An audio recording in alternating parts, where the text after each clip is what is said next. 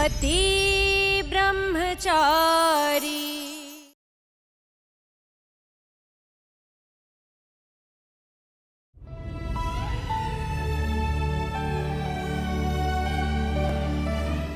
विद्या की सच्चाई मुझे माँ ही बता सकती है। बस भगवान जल्दी से मुझे माँ से मिला दो। ताई माँ, आज मुझे ऐसा लग रहा है कि मेरी पूजा सफल हो गई। अभी मुझे हे बाके बिहारी, कैसे समझाऊं तुझे? माँ नहीं है ना, माँ होती तो समझाती। जब तक शिवलिंग पे जल नहीं चढ़ाते तब तक पूजा पूरी नहीं होती। और ये मोहल्ले वाले तुझे जल नहीं चढ़ाने देंगे। ताई माँ, मैं भी देखता हूँ कौन रोकता है ईशा जी को। चलिए ईशा जी। हाँ सूरज, मुझे हर हाल में ये पूजा पूरी करनी है।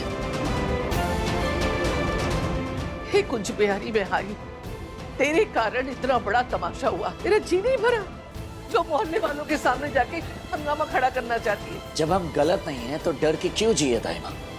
हाँ, चलिए ईशा जी आइए। सूरज, तुम पापा से मिलने गए थे ना?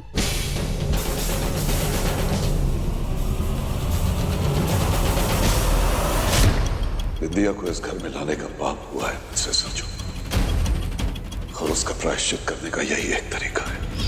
अभी ईशा जी को बताना ठीक नहीं होगा कि बाबूजी ने प्रायश्चित करने के लिए संन्यास जीवन की प्रतिज्ञा ली है और सब कुछ छोड़कर काशी जाने वाले हैं। हाँ ईशा जी, वो गया तो था लेकिन बाबूजी घर पर नहीं थे, कहीं बाहर गए थे। चलिए आप आइए, पूजा पूरी कीजिए।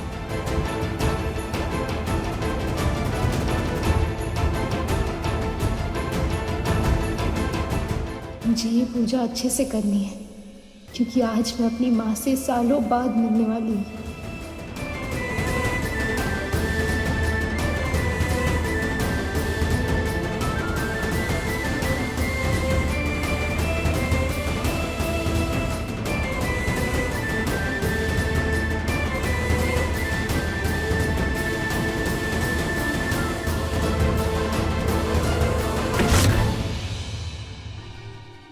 विद्या को मैंने बचपन से अपना दोस्त माना और उसने मेरे बारे में इतनी बुरी चीजें सोची। छी, भले ही नाम सामने अनिल जीजा जी का है, पर चाचा जी को धमकी देने वाली और ईशा भाभी की बदनामी की वजह तो विद्या ही है। फिर सामने आ गई ना, मोहल्ले में घसीट के ऐसे जोर का थप्पड़ लगाऊंगी ना, सारी अक्ल ठिकाने आ जाएगी उसकी।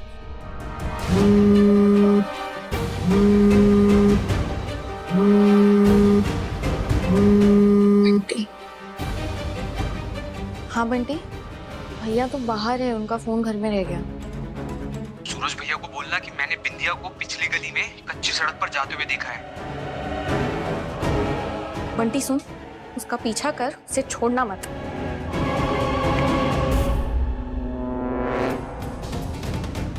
गुलाब सिंह तो मेरी सोच से कहीं ज्यादा खतरनाक इंसान निकला। उसने इतने सालों से अपनी पत्नी को कैद में रखा और किसी को कानों कान खबर भी नहीं होने दी। रब्बो, अब वो मेरे पीछे पड़ा है। एक तो सूरज भी मुझ पर भरोसा नहीं करता। बस एक बार कावेरी जी जाकर ईशा से बात कर ले, शायद सूरज को मुझ पर भरोसा हो जाए। तब तक मुझे गुलाब सिंह के गुंडों से छुप कर रहना होगा।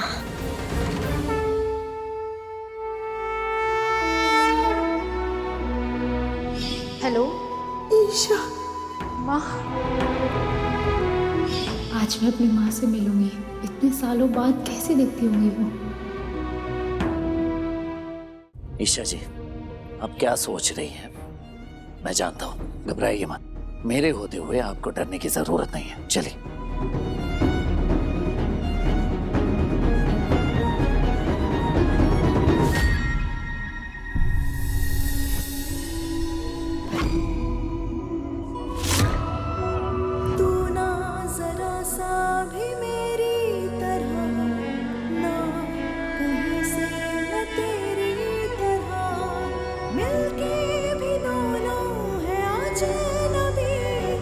कैसी है ये दास्तां।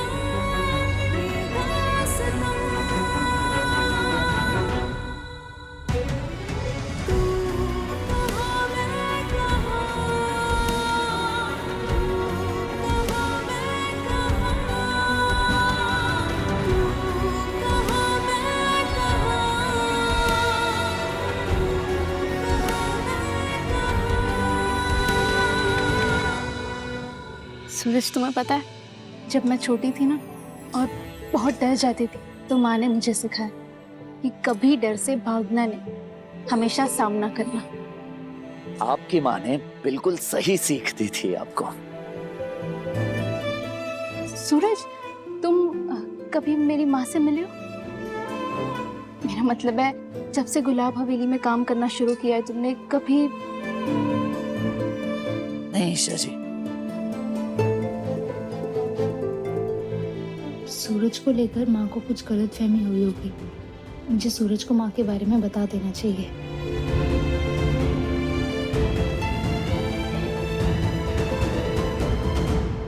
सूरज,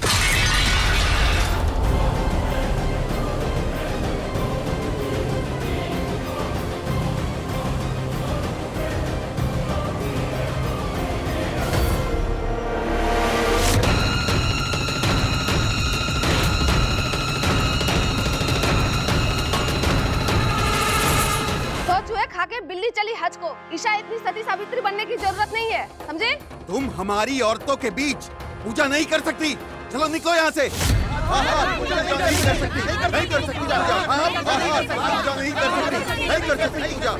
निकलो, जाओ यहाँ से।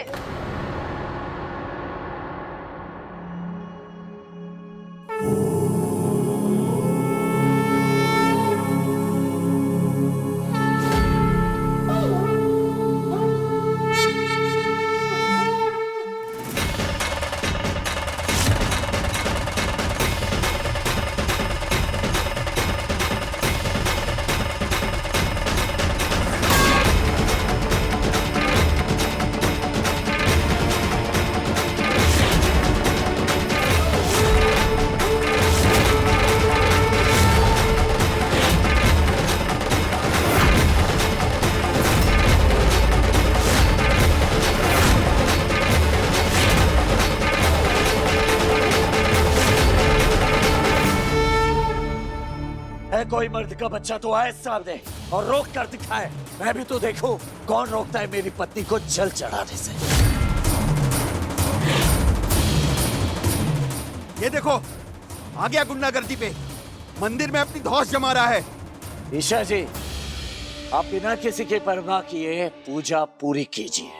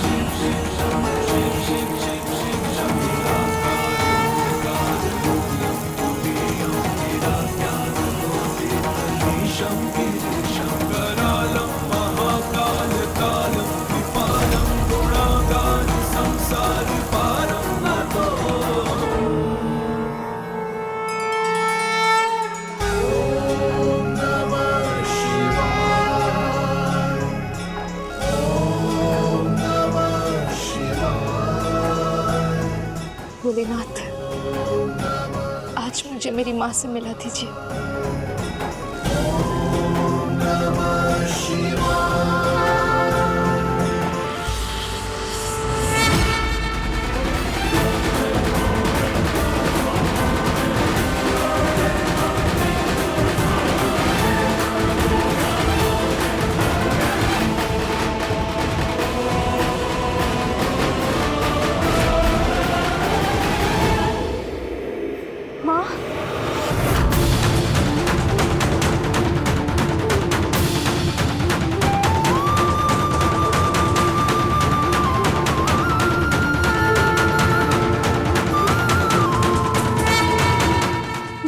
एहसास हुआ कि माँ आसपास है।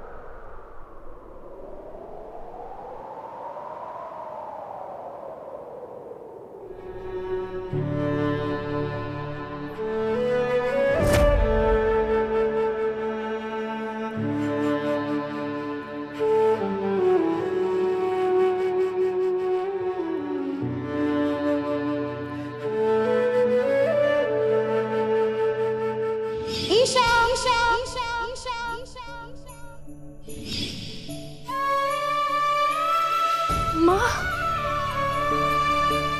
ईशा, ईशा,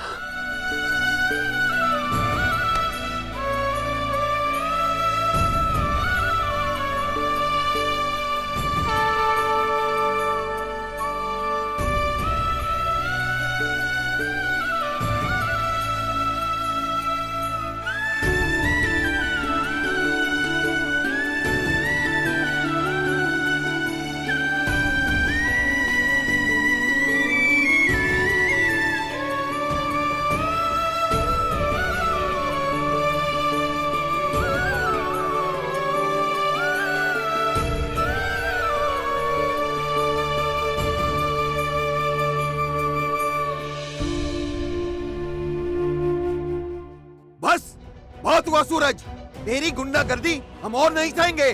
कुछ भी हो जाए, इस मंदिर को हम अपवित्र नहीं होने देंगे। ईशा जी, आप पूजा जारी रखिए, रुकने की जरूरत नहीं है, इन्हें मैं संभालता हूँ। रुकिए मत ईशा जी।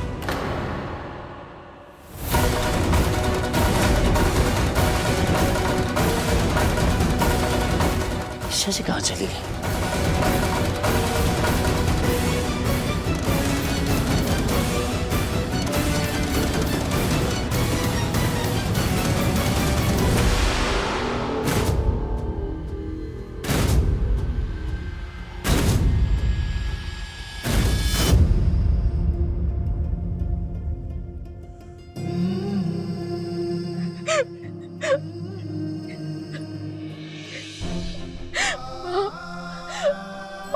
कहाँ थी इतने सालों से?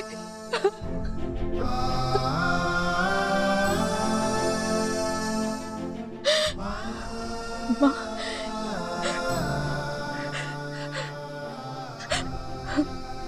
माँ, ये सब, ये आपको क्या हुआ? माँ, कहाँ थी इतने सालों से? आपको कभी आपकी बेटी की याद नहीं आई? मन नहीं हुआ मेरे पास आने का? माँ, आपको पता है, ऐसा एक भी दिन नहीं किया जब मैंने आपको याद नहीं किया। सब मुझे कहते थे कि मेरी माँ मुझे छोड़कर भाग गई, लेकिन मैंने कभी किसी पर यकीन नहीं किया। मुझे पता था कि आप कहीं नहीं गई है, हमेशा मेरे साथ है ना? मैं भी दिन रात तेरे लिए तड़पती रही ईशा। हर रोज प्रार्थना की कि एक बार तुझे गले लगाकर तेरा माथा चूम लूं, फिर चाहे मौत भी आ जाए ना तो गम नहीं। माँ, ऐसा मत बोलिए, अभी तो आपको बहुत जीना है, हमें साथ रहना है ना? आप मुझे बताइए, आप कहाँ थे इतने सालों से? तेरे पति ने सलाखों के पीछे कैद कर रखा था ईशा।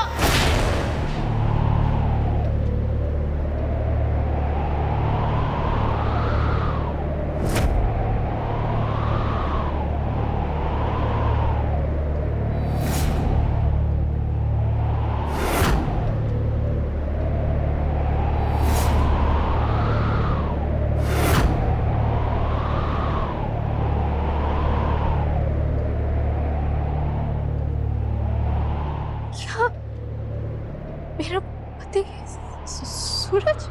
हाँ ईशा, हाँ, तेरे पति ने मुझे बंदी बना के रखा था। वादा करता हूँ बाबूजी, इस औरत ने आपके साथ जो नाइंसाफी की है, उसका पाई पाई का हिसाब मैं इस औरत से वसूल करके ही रहूंगा। अगर तेरा पिता हैवान है ना, तो तेरा पति जल्लाद है। उससे भी कहीं ज्यादा खतरनाक और पत्थर दिल है वो। उसके सामने तो कोई परिंदा पर मार के भी नहीं निकल सकता। और आज तो वो मुझे भी जान से मरवाने वाला था।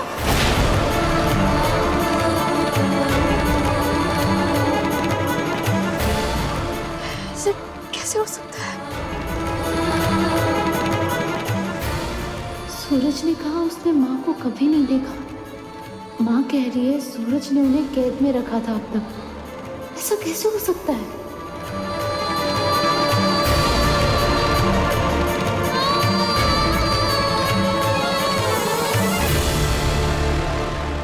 ईशा जी अचानक कहाँ चली गई?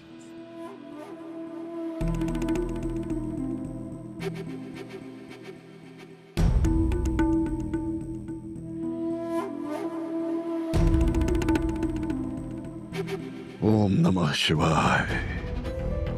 हर हर महादेव, हर हर महादेव।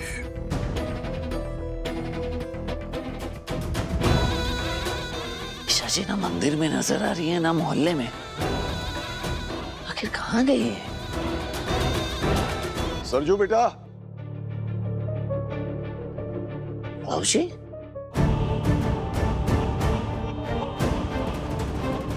जीते रहो। बाबूजी आप यहाँ? हाँ बेटा, मुझे आना ही पड़ा।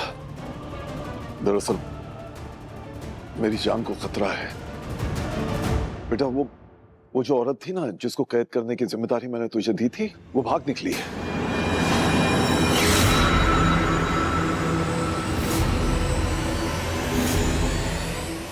और बिंदिया भी मुझ पर जानलेवा हमला करके भागी।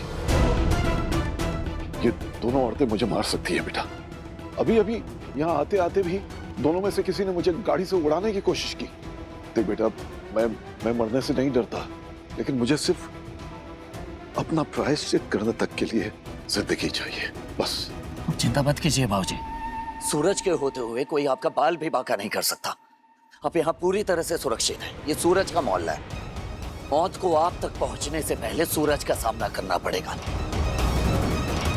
बेटा, उस औरत और विद्या को किसी तरह भी ढूंढ ले। बंटी बिंदिया के पीछे गए हैं। वो हर हाल में विद्या को पकड़कर जरूर लाएगा बाबूजी, चिंता मत कीजिए। मैं बंटी को फोन लगाता हूँ।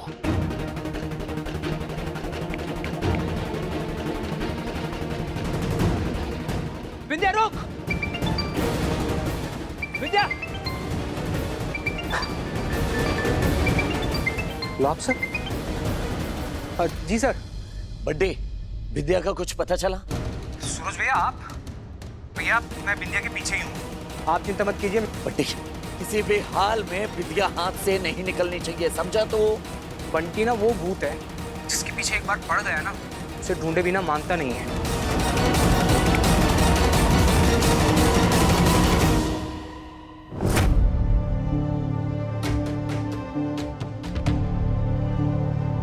बिंदिया, बिंदिया रुको! विद्या!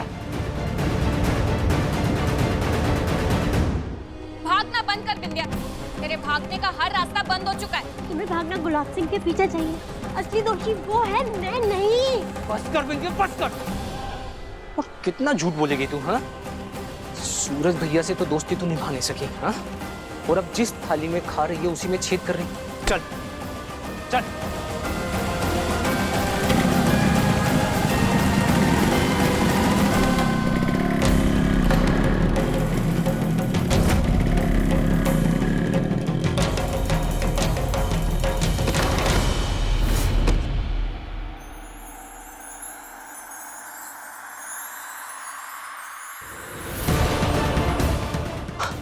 प्रिया, बिंदिया अगर हाथ से निकल गई ना तो बहुत बड़ी गड़बड़ हो जाएगी।